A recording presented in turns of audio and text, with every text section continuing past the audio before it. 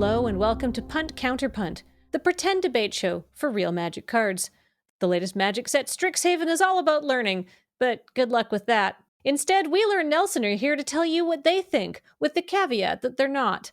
First up, invitational cards. Which is best? Whose real actual face should you try to acquire? Nelson is repping it old school with Meddling Mage, while Wheeler is stumping for the newest kid on the block, Elite Spellbinder. Wheeler, you won the coin toss, but it was meaningless, so you go first, Nelson. Wheeler, not sure that you're going to remember the 2000 Invitational, but that's how old this card is. Chris Picula made it after he won a tournament. Yes, there used to be one time a year where if you were at the tip top of the whole Magic scene across the world, you got to compete in this tournament, and then the winner gets to have their face on a card that they helped create. And this card's been played in tournaments extensively in its 20-year history, including recent Modern Humans decks, in powerful legacy strategies, anything next to Aether Vial. We play it in Canadian Highlander. It gets a lot of play. It's a great card.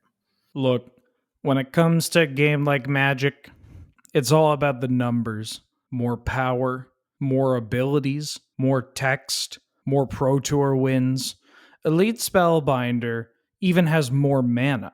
And while traditionally that's not a good thing, it makes up for that by having less toughness. So it evens out overall, making for a more balanced Magic card. Did I mention Dark Ritual, Thoughtseize, Dark Confidant? And who names a deck after a beer? Come on, we're talking heartthrob Magic card here. You heavy metal fans know what I'm talking about.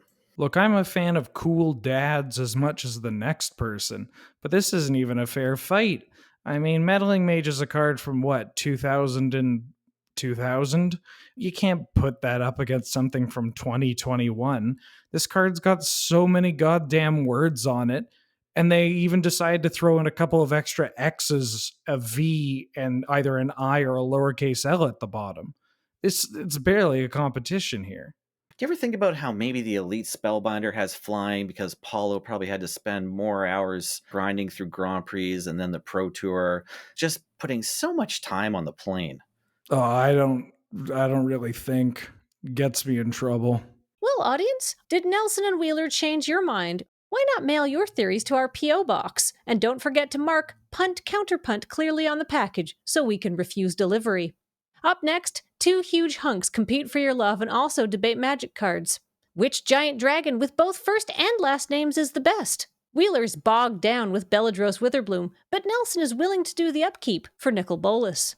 Wheeler, spill the tea. Old Belladros here is about as strong as a pot of lapsang you forgot on the counter for about 40 minutes. Nikki B, that's first pour material. What you got to do is you boil your water real hot. Make sure you get it hot and steaming and bubbling and boiling. And then you grab your cloth tea bags and you pour a big old dash of Nikki B in there. Drop it into that steam water for only 4 minutes. Belladros, you're going to want to enjoy that on a summer's day.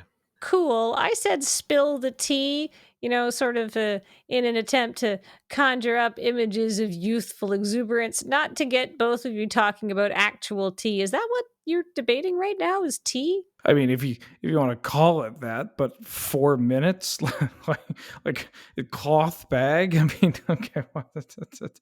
Look, we've got to talk about tea because Nicol Bolas drinks tea in the art. But wait, no, there's no tea in that art. There's no. Okay. Well, yeah, I think Nicol Bolas does drink tea though because he's like a smart dragon, and he was printed in Time Spiral. Oh, but the same art. Okay, no, that's not right. But he was also reprinted in Chronicles. I knew that was the same art, though. The Chronicles art was the same. But he's got a bunch of art, and we're going to find out what they printed in Master's Edition on Magic Online was also the same art. But what about From the Vault Dragons? Nicol Bolas is not drinking tea at all. It's like a giant mean dragon that's just flying dragon. Around doing dragon stuff, like eating another smaller dragon or something. Why would you do that? There's no tea. I guess he's hungry. Okay, what about Masters 20? Oh, no. I'm sure I'm going to be able to figure this out. It's just an art of Nicol Bolas drinking tea that isn't on the Magic card called Nicol Bolas, so we're going to go through some more options. We need to search into the history of all the splash art for all the sets that Nicol Bolas has been in. Are you sure you're not thinking of Mother of Runes? I'm thinking of Mother of Runes. Okay, sorry to cut in here, but is that the debate you're doing? Belladros Witherbloom versus Mother of Runes? Yeah. Great, do that then, please. Well, I've got a Mother of Runes, so I just activate black or green, my pick. Yep, you got me. Good game. Good game.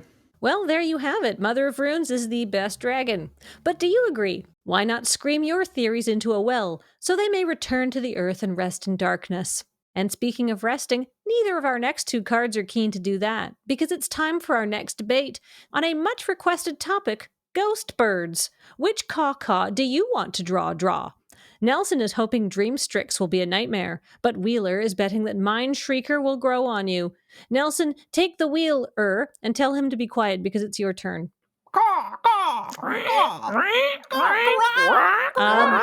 Stop. Both of you, stop. Are you two planning on doing that the entire time? Yeah, for verisimilitude. Alrighty, so moving on. Our final debate today is impossible to cast Golgari cards. So in the interest of finishing this up, can the two of you please just say a couple of nice things about Iname as one and Harness Infinity, two spells that you each told me in confidence were probably not worth casting. Wheeler, you go first and use your words this time. When you think of iconic Golgari commanders, iconic commanders, several names come to mind. Iname, life aspect. Iname, death aspect. I'm sure there are others, but one name towers above the rest in both prestige and unplayability. Iname as one. Iname as one is the embodiment of a commander staple, in that they took two other commanders and just stapled them together. But why stop at fusing unplayable 6-drops? Imagine casting 4 grizzly bears for the price of 6 grizzly bears. As far as Kamigawa goes, that's an incredible rate. Yeah, but imagine casting Harness Infinity. You get 7 regrowths for the price of 3.5 regrowths. That'd probably be pretty good in Kamigawa, too. I guess that's true. 7 mana from Kamigawa usually just amounts to you looking at the top of your deck and then paying 5 life at the beginning of the next upkeep. I'll tell you what you get to do is you get to look at this Seb McKinnon art for a long time, and then you get to show everyone else if you manage to cast it. Like, okay, we did it. We got there. It's cool. You get to play some cool chilling out on the table magic. I'm going to show off, and then you get to really show a beautiful piece of artwork. And how much power and toughness does it have? Oh, it depends what's in your graveyard. / nothing. Okay. Although, it is an instant spell, and we are in Strixhaven. Who knows what's going to happen casting a bunch of instants and sorceries in this wacky town. If I had 7 Golgari mana on Strixhaven, I might as well just be casting Beladros Witherbloom. Yeah, you got me there. I could go for a cup of tea, too. Well, there you have it, minutes upon minutes of talking, and some of it useful. But before we go, would you like to share your thoughts with us? I can think of several reasons why you shouldn't. I've been your host, Kathleen. Joining me as always were Nelson and Wheeler. This has been Punt, Counterpunt.